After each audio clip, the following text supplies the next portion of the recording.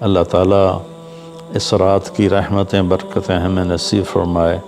اصل میں اللہ نے بخشش کے بہانے رکھے ہیں، کوئی شرابی ہے، کوئی زانی ہے، کوئی قاتل ہے، کوئی ماں باپ کا نافرمان ہے، کوئی مشرک ہے، کوئی متکبر ہے، کوئی سود خور ہے، کوئی رشوت خور ہے۔ ایک دفعہ آج کہہ دے، کل کی رات ہے کہہ دے گا کہ یا اللہ میری توبہ، تو اللہ کی قسم اگر اس کے گناہ زمین سے لے کر آسمان کی چھت تک بھی ہوں گے نا، تو ایک آدھے بول پر یا اللہ معاف کر، اللہ سارے معاف فرما دے۔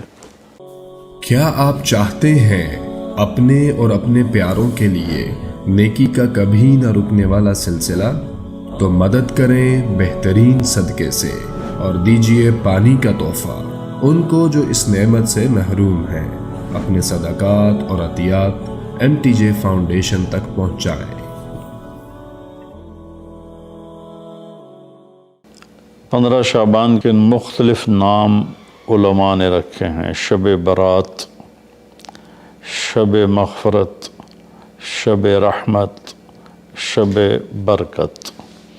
حدیث پاک میں اس کا کوئی نام نہیں ہے۔ حدیث پاک میں ہے لیلۃ نصف من شعبان، 15 شعبان کی رات کو حضرت عائشہ فرماتی ہیں میں اٹھی تو آپ بستر پر نہیں تھے، تو میں ڈھونڈنے نکلی تو آپ جنت البقیع میں پہنچے ہوئے تھے، تو آپ نے دیکھ کر کہا عائشہ تو کیا سمجھتی ہے کہ اللہ اس کا رسول تمہارے ساتھ خیانت کریں گے؟ میں تو بقیع والوں کے لیے آیا تھا دعا کرنے۔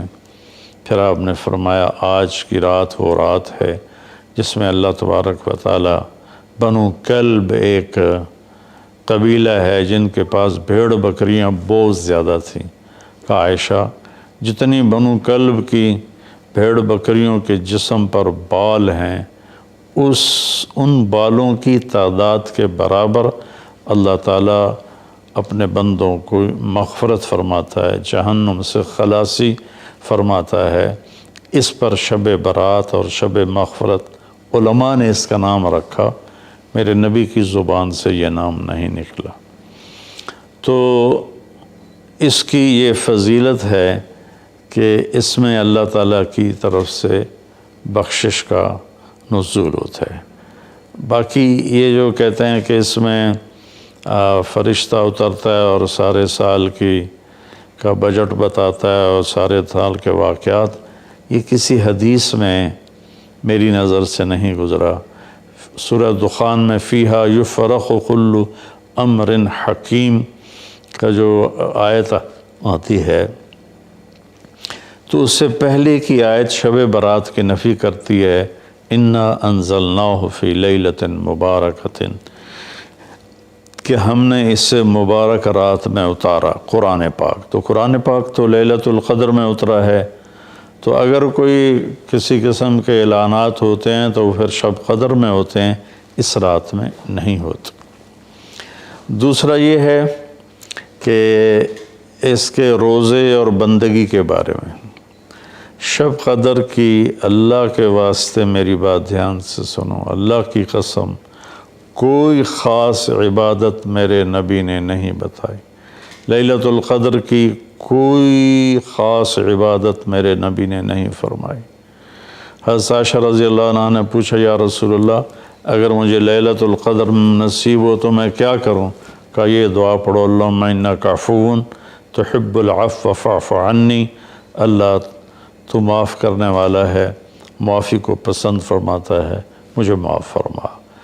تو میرے نبی کی عبادت وہی 11 رکعت تہجد کے نوافل تھے، چاہے وہ شب قدر تھی، چاہے وہ شب برات تھی، چاہے وہ شب جمعہ تھی۔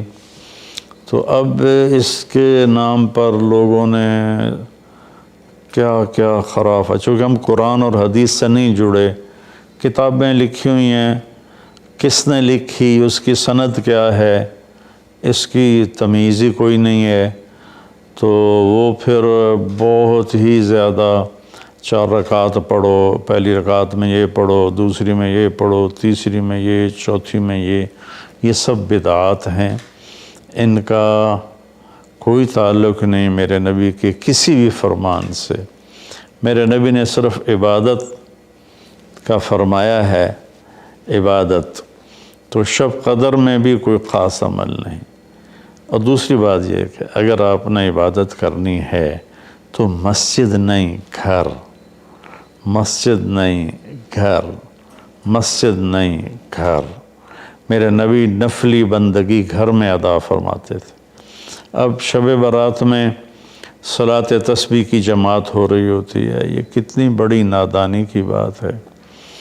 نفلوں کی تو جماعت ہی نہیں ہوتی، تو یہ صلاۃ تسبیح کی جماعت کروا رہے ہوتے ہیں۔ تو میرے بھائی بہنوں، اس رات میں کوئی بندگی عبادت مخصوص نہیں۔ ہاں، آپ تہجد کے نوافل پڑھیں، ساری رات پڑھیں، آپ قرآن کی تلاوت کریں، ساری رات کریں، آپ اللہ کا ذکر فرمائیں، ساری رات فرمائیں، آپ دعا مانگیں، چاہے ساری رات مانگیں۔ یہ مخصوص اعمال یہ ہیں: نماز، تلاوت، ذکر اور دعا، اور آنسوؤں کے ساتھ۔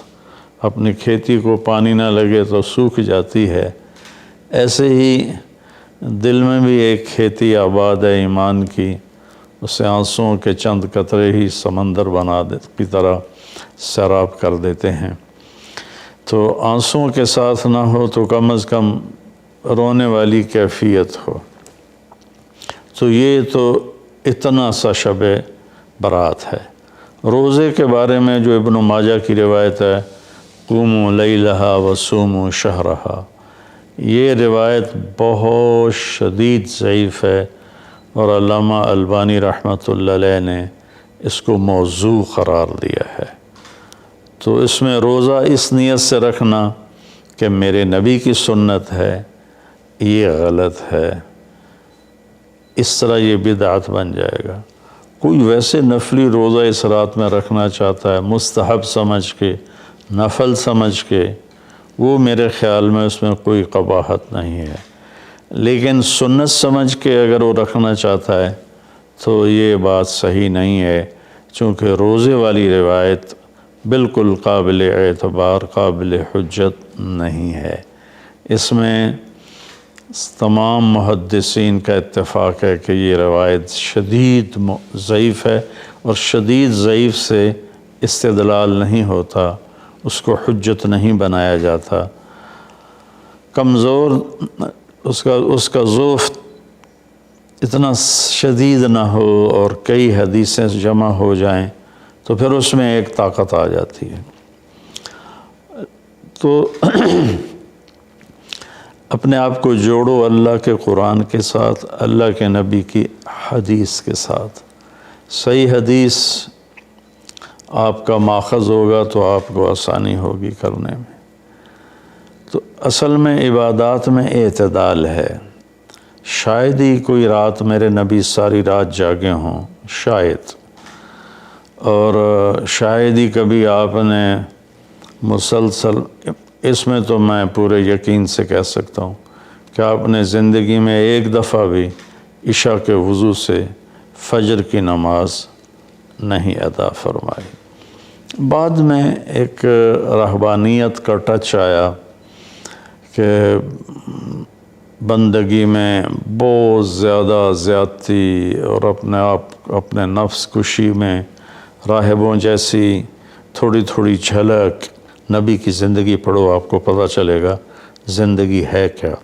قرآن پڑھو، آپ کو پتہ چلے گا اللہ چاہتا کیا ہے۔ اللہ تعالیٰ اس رات کی رحمتیں برکتیں ہمیں نصیب فرمائے۔ اصل میں اللہ نے بخشش کے بہانے رکھے ہیں۔ کوئی شرابی ہے، کوئی زانی ہے، کوئی قاتل ہے، کوئی ماں باپ کا نافرمان ہے، کوئی مشرک ہے، کوئی متکبر ہے، کوئی سود خور ہے، کوئی رشوت خور ہے۔ ایک دفعہ آج کہہ دے، کل کی رات ہے، کہہ دے گا کہ یا اللہ میری توبہ، تو اللہ کی قسم اگر اس کے گناہ زمین سے لے کر آسمان کی چھت تک بھی ہوں گے نا، تو ایک آدھے بول پر یا اللہ معاف کر، اللہ سارے معاف فرما دے۔